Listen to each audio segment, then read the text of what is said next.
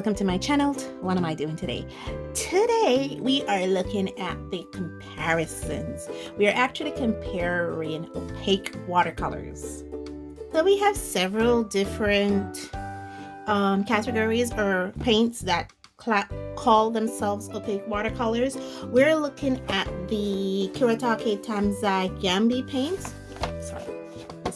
Kuretake Tambi watercolor paints. I have here the 24 set. We're also looking at the Sakura traditional Chinese color painting set. These are in tubes, and I have here another 24 set of colors.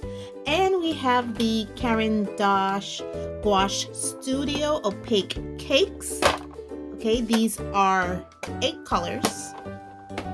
And also the Stylix opaque watercolors. Okay, so I'm thinking our very first comparison is between the Stylix opaque watercolors and the Caran d'Ache Gouache Studio.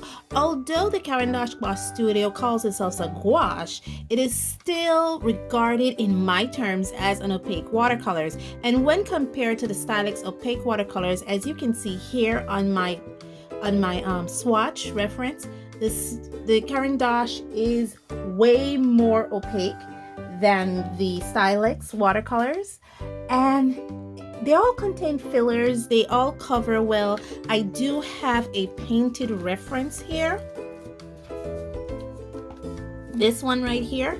This is my painted reference. Let me bring you guys in a bit closer. Okay, this is my painted reference. This is the Caran d'Ache on top, and to the bottom is the Stylix opaque watercolors. And if you're hearing extra talking in the background, that's my husband. He's on the phone and he's talking very loudly. But I'm reading my notes here, and they both cover well. As you can see, they both produce great coverage. However, the Caran d'Ache Studio Gouache is more opaque than the Stylix opaque watercolors. For me, the Caran d'Ache Gouache Studio is more vibrant than the Stylix, and it has more layers, because even though you can see I can layer here, where you can see I went to the bottom with a second swatch, it is still very much transparent versus the Stylix opaque, the Caran d'Ache Gouache Studio, where I went over with a second layer to the bottom in several different colors: the white, the black, the gray, the brown, the blue, the yellow, and the vermilion. And you can see that these cover well. The colors that didn't cover so well was the magenta. It didn't cover as well in both sets. As you can see there, they didn't cover well in both sets that I have. They both wetted very good, and they both smudge. The only thing is that the Caran d'Ache Gouache Studio calls itself permanent, so that could connotate light fastness or longevity of the paint, versus the Stylix opaque watercolors that doesn't seem to claim any permanency or light fastness. Basically, Stylix opaque watercolors are more for the beginning artist, the baby artist, and they're more geared towards being non-toxic and child-friendly. Now, as you can see in my painted sample here, let me bring you guys up a bit. Both of them here, you can see that it is vibrant. This tend to be a little dull. I tried as best as possible to color matched the cricket. I think I would have painted the cricket in a review for the Caran d'Ache Gouache Studio, but as you can see, for some reason the Caran d'Ache look way more vibrant for me than the Stylix opaque watercolors. Okay, so the other thing I should make note that yes, for the Stylix opaque watercolors, I have a 12 set, which includes an additional white, which makes it a 13 set. And for the Caran d'Ache Gouache Studio, I have a 7 paint set, which includes a opaque white, which makes it a 8 set. But there's only one color, two. They only have 3 colors in common for both the Stylix and the Caran d'Ache Gouache Studio. The colors they have in common are vermilion, black, and white. Oh, and magenta, 4. So these are the colors that they have in common. Sorry if it's a little glary. I have a something sprayed on it so it doesn't smudge too much, because they both do smudge. And you can see the vibrancy here. Now there's 2 different papers that I use. This one is a cellulose paper, while this one is 100% cotton. And to me, they both behave the same way on the same paper. You can see the Stylex is the bigger one. The Caran d'Ache is the 8 set. That's the black, and that's the white. And you can see the white is more opaque in the Stylex, in the Caran d'Ache set versus the Stylex set. Now, there is another painted reference in here, okay, in my workbook. And this is the Caran d'Ache Gouache Studio, and this is the Stylex. And this was on hot press paper. And you can also see that vibrancy comes out. So for me, it doesn't matter the paper I use. The Stylex Opaque Watercolors just tend to be a bit duller than the Caran d'Ache Gouache Studio. But on the same note, and I do have it, but I didn't have it swatched, I looked at the Artist Loft again as the Opaque Watercolors. And the Artist Loft, when compared to these, had all the attributes except when it came for vibrancy. I mean, when you water it down, you can get to basically disappearing pigment. By the time you get to my second consistency, third consistency, it looks like it's just gonna disappear on me. And for my picture reference that I painted, it is still it's not as vibrant as the Caran d'Ache Gouache Studio. And so the Artist Loft, like the Stylex, is very dull in my opinion. The Artist Loft watercolor cakes are also not permanent, so they're not light fast. They're, to me, and they're just as chalky. They dry very chalky. All these colors for me dry very chalky. The other color that I looked at, the other paint, sorry, that I looked at are the Artist Jelly Gouache. Now, the Artist Jelly Gouache is in this opaque watercolor category because I'm not sure where to classify it. When it comes in these little cups, and I should get you a sample. Okay, so this is my Artist Loft watercolor cakes. I have the 36 set here.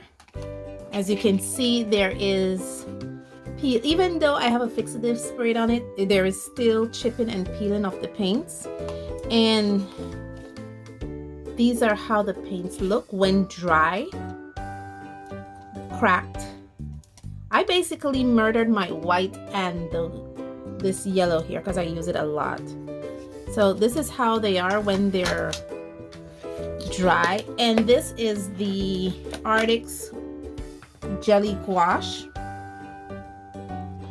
As you can see, I allowed mine to dry out because it for some reason it start growing molds when it's left wet. No matter what I do, no matter how I take care of it, it still grows mold. So if I allow it to dry out, it doesn't grow mold.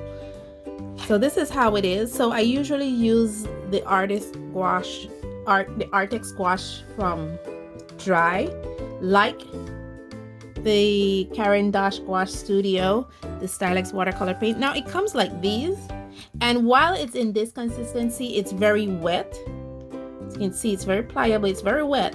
But once you take this off, it dries out. Now you can re-wet them. You can re-wet these, and they will reconstitute for you, and they will come back to this consistency. And for that reason, I'm not sure whether to call it a gouache cake or whether to call it a gouache, because most gouache that I know comes in tubes. You know, like this is a sminky white. It comes in a tube. You can put it into a pan and you can dry it out and work from it there, or you can work from it straight from the tube. But for these jelly gouache, they don't come in a tube, they come in a little cup.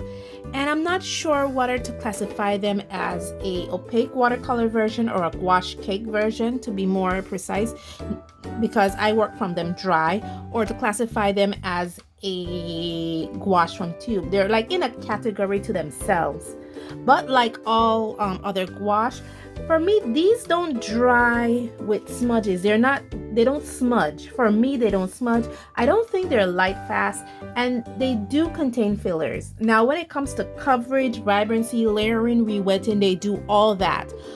But for that confusion, let me know in the comments, where would you put these, as gouache cakes or as wet medium? I'm still on the fence of where to classify these.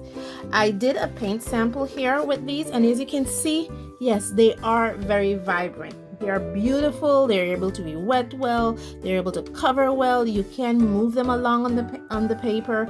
They do work well with hot press and cold press paper, because I've had work with these before on cold press paper, and they do work well on all of that. But for somehow, I'm not sure where to place them.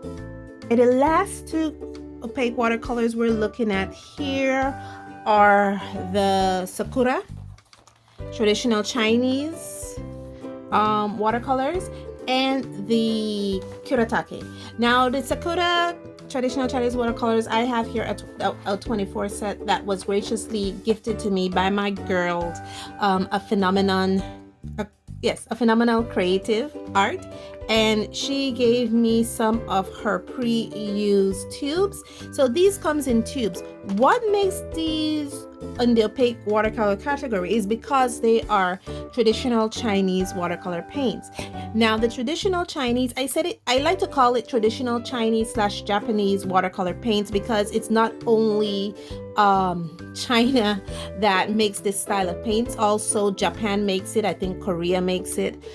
They make this style of paint, but they call it traditional Japanese, traditional Chinese watercolor paints, where the pigments are not grounded as finely as it would in the European set. I think I discussed this before, and they are made with different type of binders. I think unlike the Europeans watercolors that uses gum arabic as their binder, the traditional Chinese Japanese watercolor paints uses animal glue, a binder made from animal skin or animal fat, and they use that as a binder within their paints. Because it's not grounded as finely as the European version, they tend to be a bit more opaque than what Europeans or Westerners will consider watercolor paints. And therefore, that's why it lends itself to this opaque watercolor category. Now, in this one here, the Sakura says that they don't use the traditional binder made from animal fat. They actually use a synthetic version to that. So I'm thinking they're trying to be more animal friendly, versus the Kuretake Gamzai Tambi, which uses the traditional binding methods. I have here the 24 set. As you can see, they're very, very much opaque. They behave more like the jelly gouache, only in the fact that their consistency is a bit more refined than the jelly gouache. It's not as thick as a jelly gouache. And I think this is here is my sample, my practice sample that I use, and this is for the Sakura. And as you can see, it is able to, and this is my swatch sample here for the 24 set I have, and as you can see, it is more opaque in the wet version versus when you swatch it from dry. The one thing I remember about this Sakura was that it doesn't re-wet well when dry, so it is best to work with these directly from tubes, and they are very vibrant. They're very opaque when you work with them directly from tubes. They are beautiful. I don't think they're light fast, because my research did not say whether or not these are light fast or not, so I cannot say if they're light fast or not. My research did tell me that the Kuretake is permanent, so that will connotate some kind of light fastness. And the Kuretake are very opaque to some degree. This is my sample, my paint sample here that I did. I also did the little cricket here with the Kurotake. And the thing that I should make note that is that here, unlike here, I didn't do any color mixing.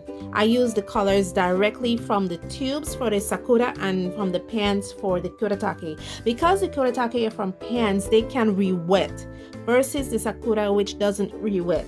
That's one thing we should pay notice of. The other thing I should pay notice of is that the Kurotake is a bit more, I don't want to say, it's a bit more finer. The pigments within the Kurotake, at least the colors that I have, are a bit more finer than the ones that are in the Sakura. They're both beautiful, they're both bright, they're both able to paint well with it. It's just that there's a gloopiness to the Sakura that is not in the Kurotake. Okay guys, that's about it. There is so much more we can discuss, but I don't want this video here to be an hour long when it comes to these opaque watercolors. We will be looking at the Sakura and Kurotake again when we compare them to all the Chinese, Japanese style watercolor paints I have. Here's a few more, and to see how they compare and contrast with each other. If we're thinking that the Kurotake and the Sakura are the top, where would these other Chinese, Japanese style of watercolor paints that I have fall in that mixture? Let me know in the comments below what you think of all this. This in deep dive. I'm stopped calling it Mes de la Gouache because it's beyond a month. So it's basically a deep dive into everything that I want to know about gouache and opaque watercolors. Let me know what you think of this comparison piece in the comments below. And as always, guys, stay safe, stay blessed, and I'll see you in the next one. Bye.